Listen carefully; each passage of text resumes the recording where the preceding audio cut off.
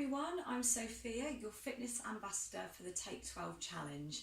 Well done to all of you who've been working hard so far. Continue this good work and hopefully you'll be seeing some progress. And that's exactly what I want to be talking to you about today, tracking and monitoring your progress. More in relation to fitness, there are lots of ways that we can do this. One thing that I will say before going any further, when you're starting to do more exercise, particularly if you're doing things like resistance-based training or couch to 5K, just be aware of using weight as a measure of your progress. Please bear in mind that if you're doing more exercise and you're using your muscles more than you normally would, there is a chance that you could be developing some muscle mass.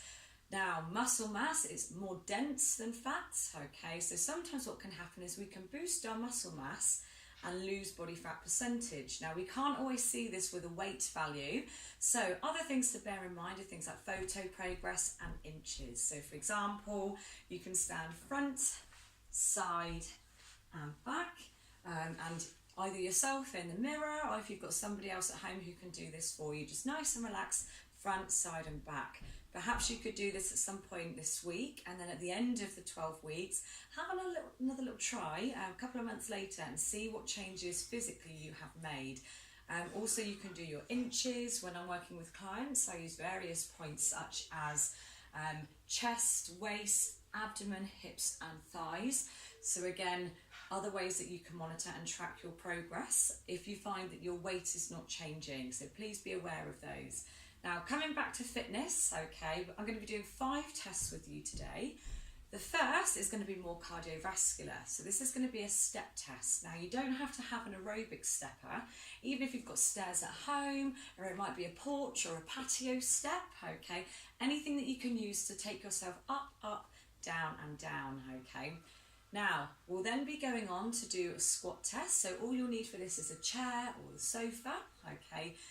Now, the third test is going to be a sit-up test. I appreciate that not everybody can come down and up from the ground. So if you want to, you could do this in bed perhaps as well. And be aware as well that you do not have to do all of these tests, even if you just focus on a couple that work specifically for you. The fourth one will be a push-up test, okay, and I'll go through this in more depth. It doesn't have to be a full push-up. I'll break this down for you in a moment. The final test will be a toe touch test. So this will be based on flexibility, so how far to the ground you can get reaching towards your toes. So the only other piece of equipment you'll need for this is either a ruler or a tape measure, something to give you some value of centimetres or inches. Now, the first thing, the step test. So I'm going to bring my step boards here.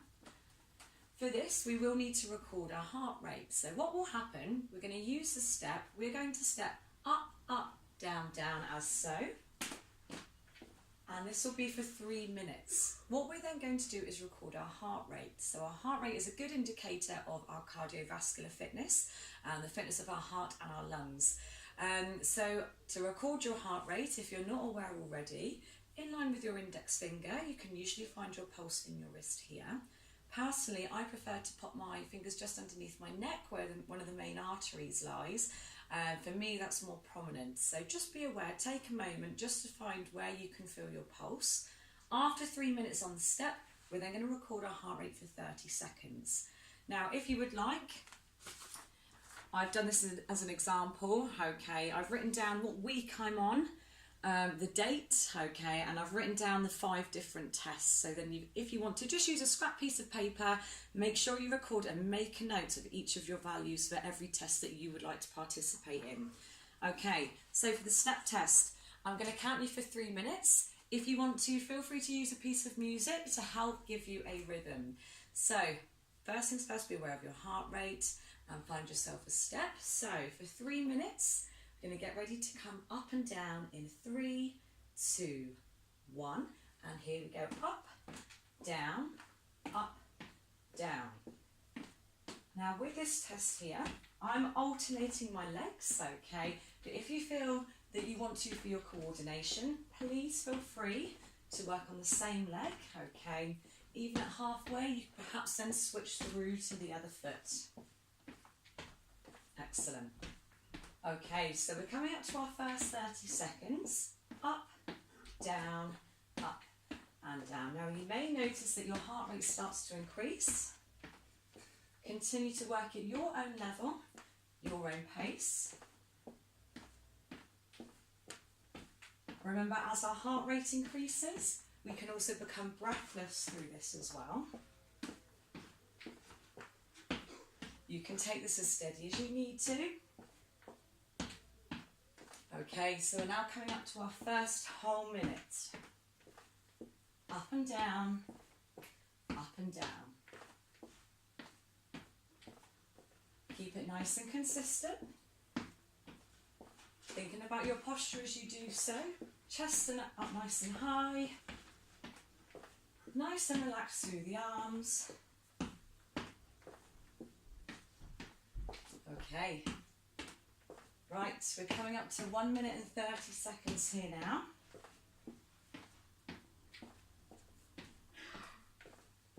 So hopefully you're feeling that heart rate beginning to rise. Now, the idea of recording the heart rate after we finish, this will show us how much our heart rate has increased by. Then when you do your retest again, say for example at the end of the 12 weeks, so in a further 8 weeks' time, hopefully you'll have noticed that your heart rate has reduced. If our heart rate has dropped at the end of our step in 8 weeks' time, then it means that you have gained and improved your cardiovascular fitness.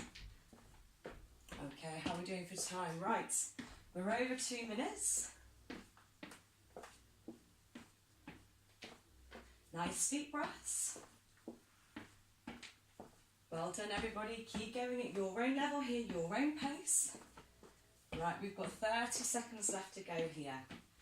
So after we finish the 30, be ready to take your pulse rate. And how we're going to do this, we're going to measure for 30 seconds and then we will multiply the value by 2. This will give us our beats per minute. Okay, so we've got 10 seconds left here.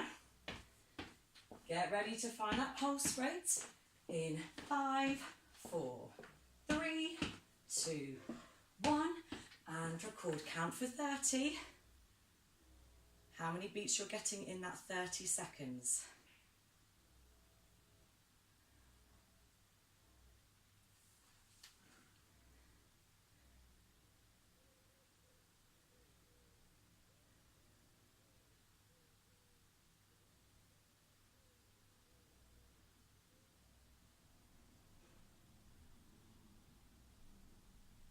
Okay, and write down your value.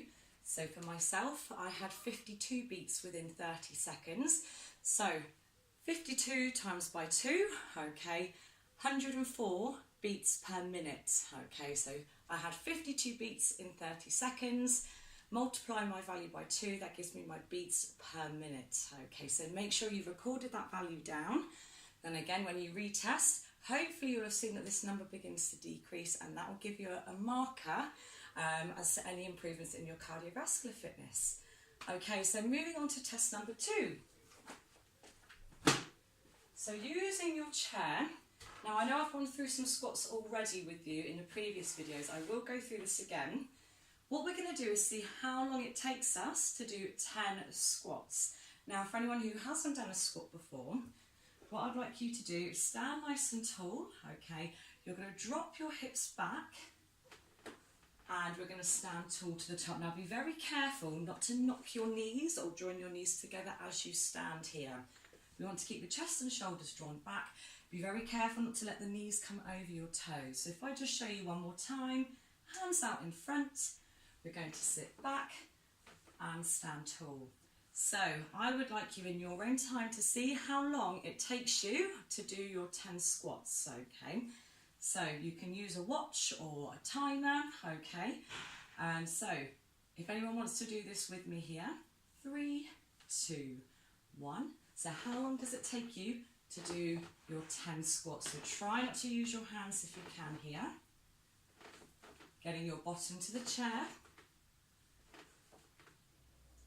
Okay, and once you have finished your 10, okay, please record down your value. Remember, you go at your own pace, okay? So if you want to, this is something that you're new to, go half the speed just to make sure that you're getting used to this. And then hopefully, again in 8 weeks, you'll have seen some improvement and hopefully your time will have decreased. Moving on to test number 3, the sit-up test. So of course, if you have a mat or even just on some carpet at home, make sure you've got something comfortable for your back. Now the next test is how many sit-ups you can do in 1 minute. Okay, now if you feel this may be too much for you to begin with, just break it down to 30 seconds. Okay, so in order to do your sit-ups, if I break this down with you, hopefully you can all still see me on the camera here. So lying flat on my back. Okay, I've got my knees up, so knees roughly at a 90-degree angle, and just relaxing my upper body. I'm going to place my hands on my thighs, and from here, without pulling on my neck, so you want to keep your chin off of your chest, head neutral, I'm going to slide my fingertips up towards my knees. So nice and relaxed, breathing out as I come up, and breathing in as I relax down. So that's one sit-up, okay. What we would like to see is how many of these we can fit within our time frame. So it's up to you. You can either choose to do 30 seconds or you can do for 1 minute, okay. When you retest, make sure you use the same amount of time for round 2. So for the purpose of today, I'm going to stick with 30 seconds. So finding my natural position. Again, using your stopwatch or timer, okay. 3, 2, 1, coming up and relax. And again, you please work at your own pace. This is based on no one else other than you and your body. Just be very careful not to pull on your neck. Make sure you're driving your belly button down towards your spine. Breathing out as you come up and in as you relax. Okay, how am I doing for time? Right, so very nearly there now. Okay, excellent. 3, 2, 1, and well done. So, for you personally, make sure you record how many you've done. Again, either stick with 30 seconds or 1 minute. Now, the next test here is the push-up test. So the sit-up test is more for abdominal and core strength, okay? Now the push-up test is more for our upper body. So with the push-up, okay, if this is something that you're not used to, please feel free to build up. Now you can use a step if you'd like to help you. Now as a starting point, okay, please don't worry if you can't do a push-up if you haven't tried this before. The first thing that I'd like you to think about is a flat plank shape. So you can do this on your hands and knees. Okay, now from this position here, it's really important to make sure that you're tucking your bottom in and bringing your hips forwards. So from this point here, I've got my hands directly over, my shoulders directly over my hands. You can see I've tucked my hips in, so I've got a straight line from shoulder, hip to knee.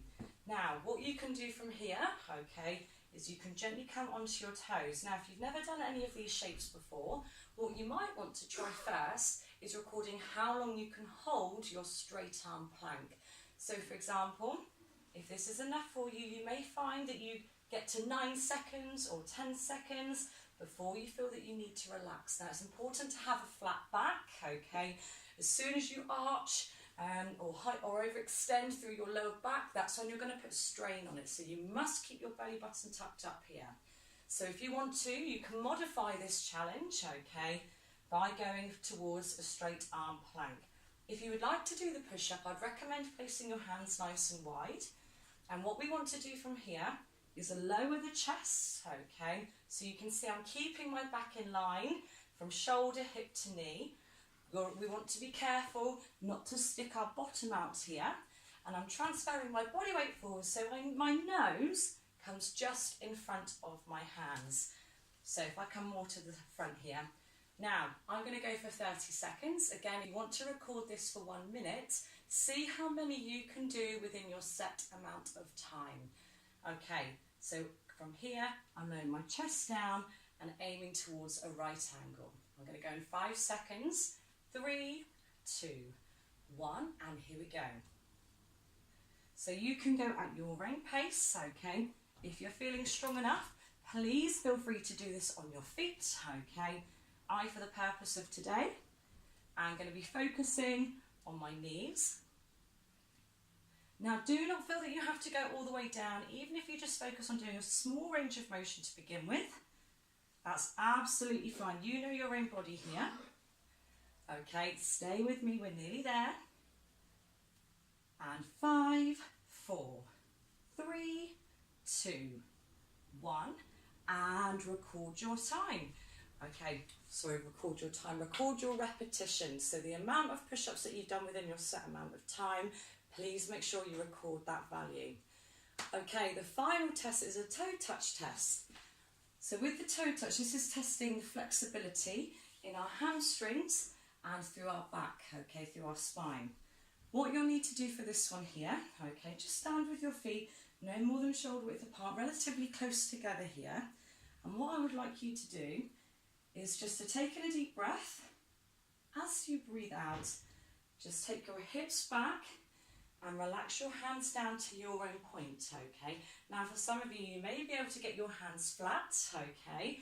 But for the majority of us, okay, what I'd like you to do is see how far away your fingertips are from the ground. So if you can get somebody here to get a tape measure for you, or a ruler, and to measure the distance in centimetres from the ground. Now if you find that you can get your hands flat, what you can do here is you can do a sit and reach test. So with a sit and reach, if I show you slightly from the side, flip, so you've got your feet up nice and tall, you can then measure how far your fingertips come over your toes. So there are two different ways that you can measure the hamstring flexibility, either with the toe touch, okay, reaching towards your toes, or with the sit and reach, okay. So that would be measuring with a ruler or a tape measure. So hopefully those 5 tests will give you a little bit of a starting point, okay. So we've got cardio with the step test, leg strength, okay, in the squats, we've got abdominals in the sit-ups, upper body through the push-ups, and then some flexibility in the sit and reach or the toe touch test. Any questions at all relating to this video, please do let me know.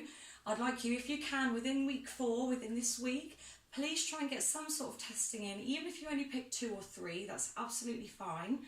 And then come towards the end of the 12-week challenge, I recommend about 8 weeks. Retest again, make sure you use the same amounts of time, okay, make sure you use the same step. Try and keep all of those affecting factors the same to give you a more accurate and fair test. So good luck with your journey, and I'll be back with you again next week with our next fitness video. Thank you everybody. Bye, well done.